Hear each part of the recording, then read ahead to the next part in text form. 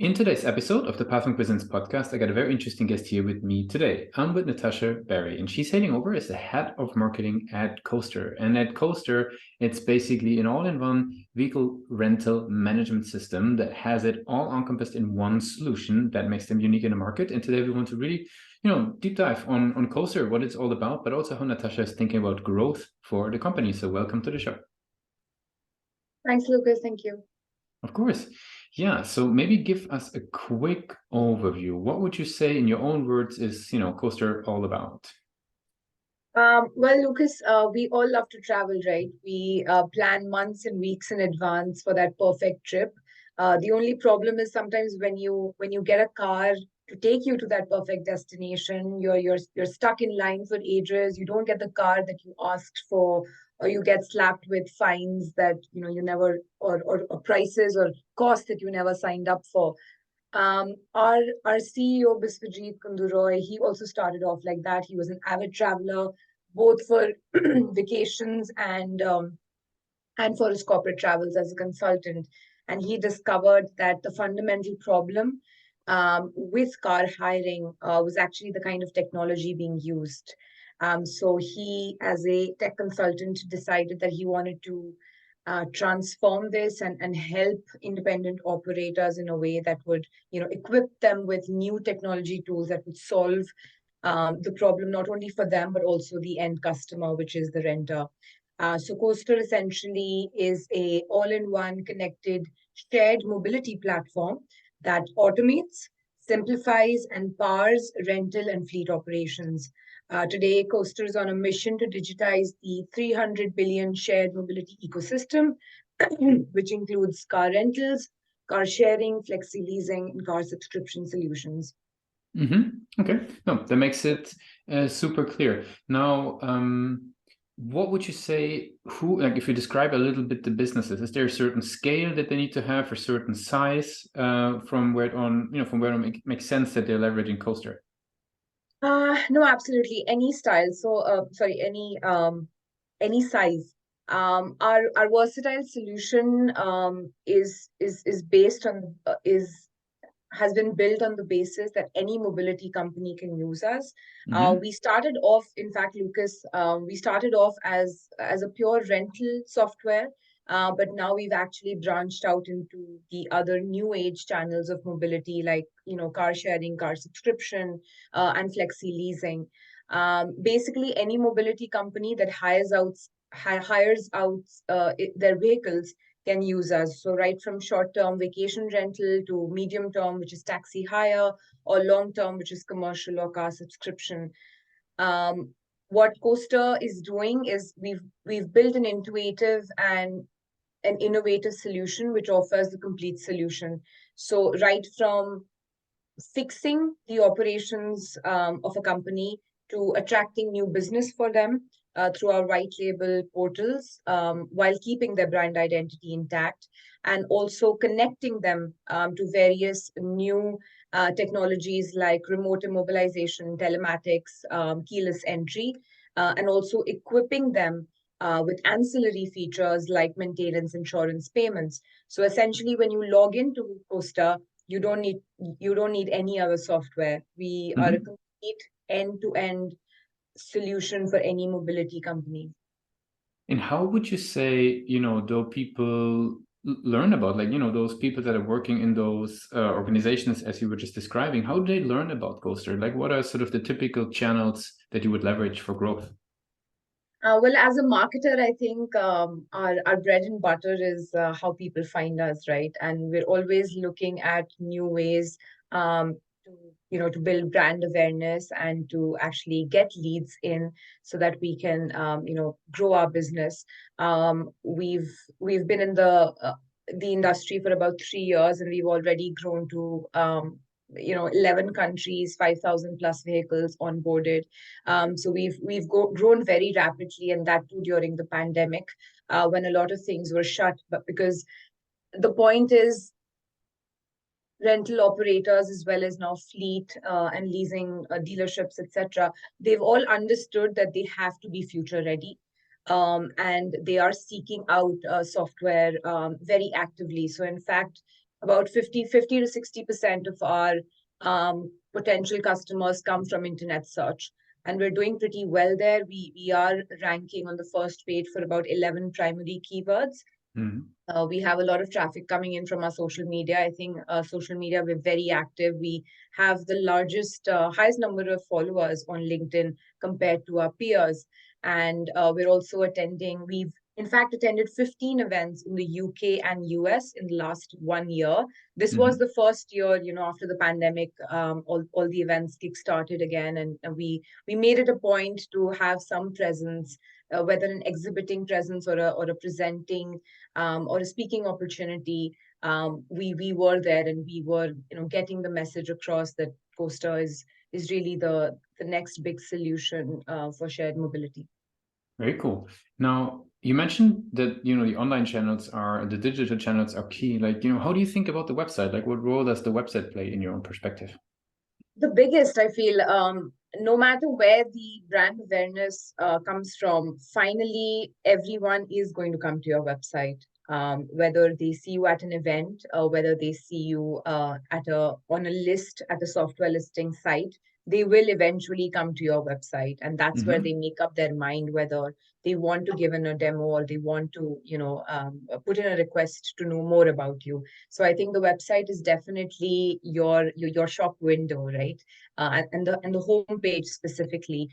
You do have seconds to convert someone, and I guess when you started off talking about Pathmonk, that would be the most important thing, is to understand your CTR of how many people you get through, because even getting people to your website is a huge task, and all of your marketing functions, your PR, your social media, everyone needs to work together to get people to your website. And then if your website isn't working well, or not delivering the message that they're expecting, or not convincing them with the right use of USPs, or the right use of videos or other content, you're just going to lose that. That makes a lot of sense. Is there something that you've learned over the years, when it comes to converting people on the website that you find is very helpful? Any sort of your methods, approaches, tools? Absolutely. So, in fact, we have been checking out Pathmonk as well in the past. I think we were at that time, a smaller company, just starting to grow. That's why we were focusing more on just first building the right content on our website. Mm-hmm. We have been using a bunch of CRO tools, conversion rate optimization tools to improve the website. We have monthly meetings where we actually just sit and look at heat maps. We use Microsoft Clarity, and we keep looking at how people are interacting with the website, how best we can improve the UX. And obviously keywords play a very big role in just getting people in. Something simple like where should a button lie? It seems so simple, but it has such a big impact on someone giving in a lead. Just the color of a button, or where you place it. All these things are really important. So, and it's something that you need to see all the time. We actually have a list. We note down each and every change that we make on the website. So whenever Mm-hmm. go back and see our data, and if we see an improvement or a fall in the number of leads or interactions on the website, we know exactly what caused it. Very cool. That sounds, very data driven. That's very good to Yeah. hear and a good example for a lot of the marketers who are listening in.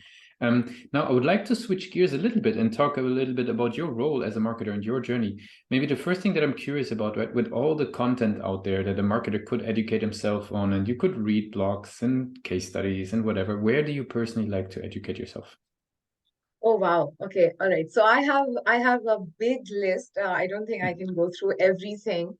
Mhm. But just I'd say you can divide it into two things. One is just knowing your own industry, being having that on your tips. So not only knowing your own industry, but also the ancillary. So, for example, if I'm right now in the mobility industry, I need to know about what's happening in automotive. I need to know what's out there for mergers and acquisitions, so that I can then incorporate market trends, latest news or latest stats into my content, which essentially, improves the quality of any kind of content creation that we're doing.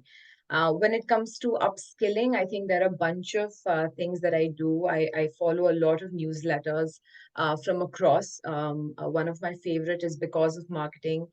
They send out these amazing campaigns, inspiration taken from different kinds of industries, not only mobility, but they recently shared something which is just Christmas campaigns from across the industry, from Hmm. groceries to cars to everything. So I think you can always take inspiration and learn from other industries as well. You can Creativity can come from anywhere.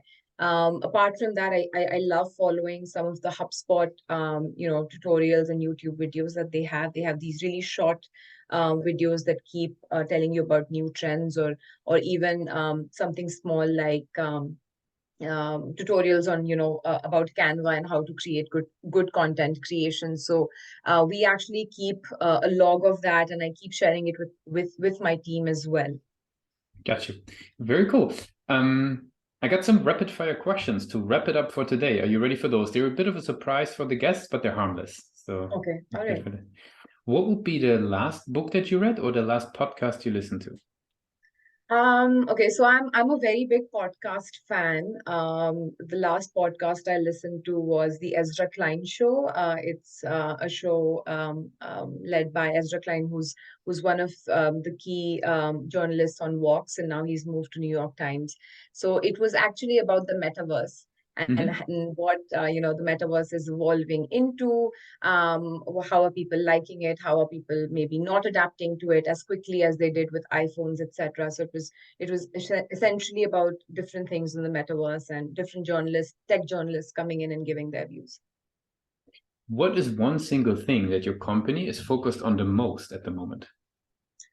I think Lucas just not only delivering a platform, we're very focused when it comes to our ESG message. We're very driven to to get those net zero targets in. We have our own net zero target as a company, and we've actually identified several ways where by using a digital system, you can actually cut down a lot of paper processes, a lot of emissions as well. Something so simple like contactless rentals gives a rental provider an opportunity to park their car at appropriate places, so people don't have to make multiple trips to the rental counter. um, uh, as simple as if you have one shared car, you can eliminate the emissions of 17 private cars. So I think our ESG focus comes very naturally out of the kind of product we have. Mm. And that message, giving that message to the different mobility providers is one of our key focus. Very good. Now, for the next question, if you would have a magic wand and you could change one thing about your role in marketing, what's the one thing that you could fix? Wow. Okay. Actually, so that's an interesting question. If I think if you ask me not just role in marketing, but role say in my whole career, I think I Hmm. already fixed. I've already used a magic wand and fixed it. I used to be a financial analyst when I Hmm. started out. I was working with a Moody's subsidiary, and I got thoroughly bored of doing that job. Hmm. I was good at it, but I feel that one only excels when they do something they're really passionate about. And I started noticing that I was very passionate about marketing. I think I had to make a decision in college to choose finance and marketing. And I don't know why I chose finance, but somehow I just kind of got dragged into marketing again. And I took a big leap of faith. I quit my role, joined a startup doing their marketing, and then was luckily able to get a big break at British Council, which is one of the very global charitable organizations, Hmm. and then you're at Coastr. So I think I've already kind of had that path change, and I'm extremely happy with what I'm doing. So Nice. I wouldn't change anything now. Awesome. That's very good to hear. So for the very last question, and that maybe ties a little bit into what you was just saying, for your career as a marketer, if you would go back right to you actually were referring to your formal education, finance and marketing, what would be the one advice? Let's say you're graduating, from Shaver Institute of Management today. What's the one advice you would give yourself for your journey? Go in for internships. I feel sometimes we're so caught up to just get that big job and that big break. And I know I was one of those people, to just get a good salary and get a good job and say that yes, my MBA has paid off. But I feel if I had tried doing different things at that time, just taken up say part-time roles or done an internship, I would have known that my skills and my natural passion as well as capability lay in marketing and not in finance. So I think that is one thing that I would one advice that I would give to young people: try different things, because you never know what you're really good at. You might not know that you might want to pursue something, you might have studied something, but you might excel at something totally different. Natasha, I really appreciate you took the time with us today to be a guest on Pathmonk Presents. I want to give you the very last word. If somebody would be forgetting all that we discussed about Coastr today, what's the one thing people should remember? So Coastr, I feel is a company that cares. We're not just a company here to sell a platform, but I feel we're in the right industry with about 60% Gen Zs not wanting to buy cars and rent everything. We are in the right space, mobility as a service, and we're in the business of facilitating it. And as a company, I think we understand technology is difficult to accept sometimes. Change is hard, and it's very difficult for people to switch software or completely revolutionize the way business works and adapt new technologies. And that's why I think we really support companies through this journey. We have dedicated customer success management support teams that really help you adopt the technology. So I think that's the one thing that we're as a Coastr team member, I'm really proud of, that we just don't sell and forget. I think we are really into helping people make their own way, which is our tagline, Coastr, make your own way. So we're just here to support you make your own way into the future of mobility. Thanks a lot for being a guest on Pathmonk Presents. Thank you, Lucas. Take care.